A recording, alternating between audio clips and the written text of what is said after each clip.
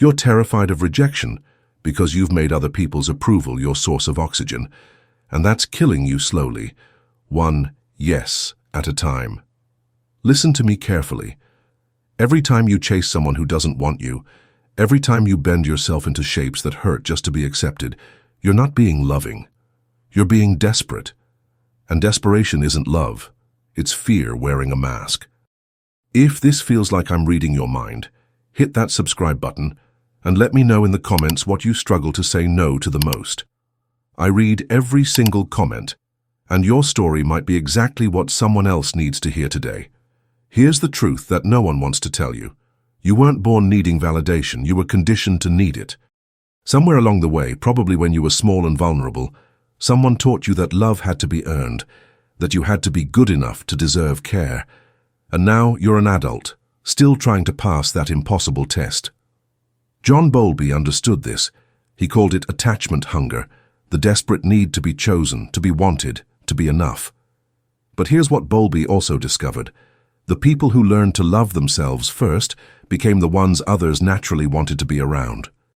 Not because they were perfect, but because they weren't starving for approval. You know what rejection really is? It's information. It's the universe telling you, this person isn't your person. This situation isn't your situation. Stop forcing what isn't meant to be. But you can't hear that information because you're too busy taking rejection personally. You're making someone else's know about your worth when it's actually about compatibility. When someone rejects you, they're not saying you're not enough. They're saying you're not enough for them, and that's exactly how it should be. Carl Rogers talked about unconditional positive regard, the idea that you can love and accept yourself regardless of external circumstances. But society taught you the opposite.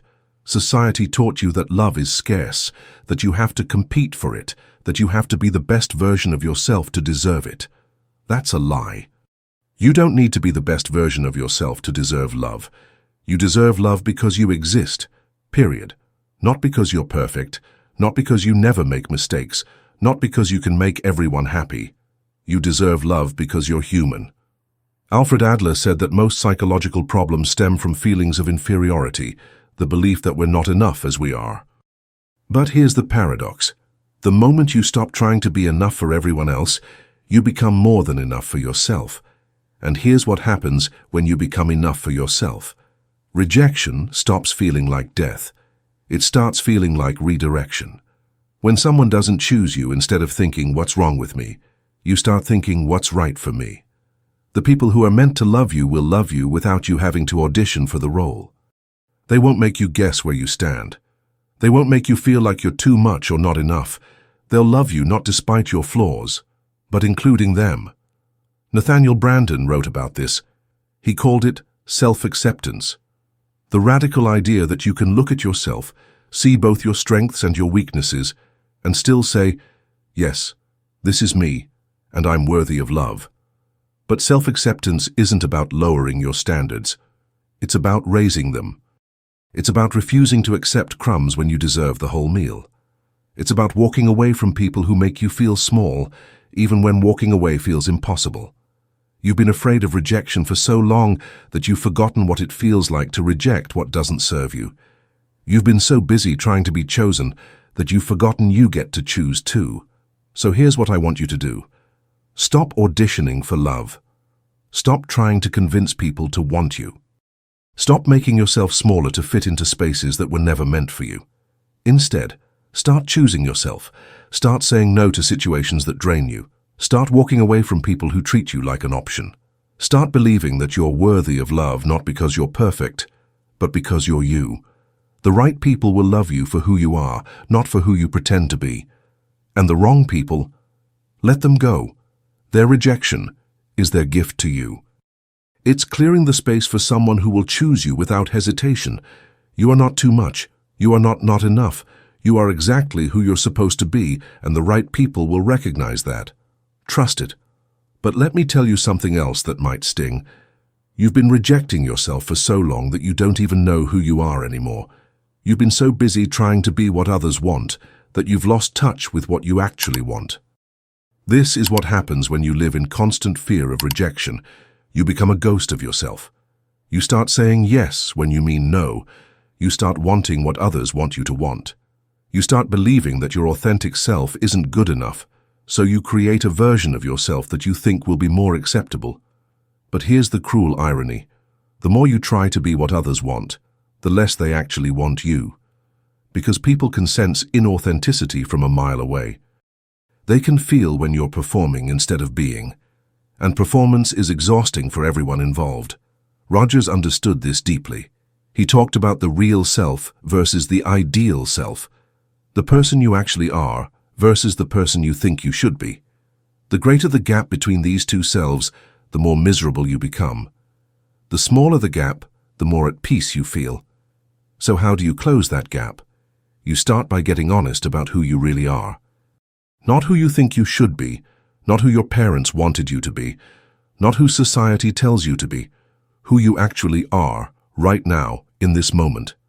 Maybe you're messy, maybe you're too sensitive, maybe you're too direct, maybe you're too quiet, maybe you're too loud, maybe you have opinions that others don't like, maybe you have needs that others find inconvenient, maybe you take up space in ways that make others uncomfortable. Good. All of that is good, because that's you. That's your authentic self trying to emerge from under all the layers of conditioning and fear. And here's what I know about authentic people. They attract authentic love.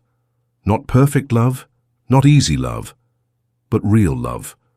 Love that doesn't require you to be anyone other than who you are. The fear of rejection has been keeping you small, but it's also been keeping you safe. Safe from the risk of being truly seen. Safe from the possibility of being loved for who you actually are. Safe from the responsibility of living your own life instead of the life you think others want you to live. But safety is overrated. You know what's better than safety? Aliveness. And you can't be alive if you're constantly hiding from yourself. Brandon wrote about this too. He called it the courage to be disliked, the radical act of being yourself even when you know some people won't like it, even when you know some people will reject you, even when you know some people will walk away. Because the people who walk away when you're being authentic, they were never your people anyway. They were attracted to your mask, not your face. They were in love with your performance, not your truth. Let them go. Let them all go. Make space for the people who will love you not because you're perfect, but because you're perfectly you. The rejection you're so afraid of? It's already happened. You've already rejected yourself. You've already decided that who you are isn't good enough. You've already walked away from yourself in favor of becoming someone more acceptable. So the only question left is, are you going to keep rejecting yourself, or are you going to start choosing yourself? Are you going to keep living in fear of other people's no, or are you going to start saying yes to yourself? The choice is yours. It always has been. And whatever you choose, know this: you are worthy of love. Not the love you have to earn, not the love you have to perform for, not the love you have to beg for. The love that sees you, knows you, and chooses you anyway. That love exists. But it starts with you choosing yourself first.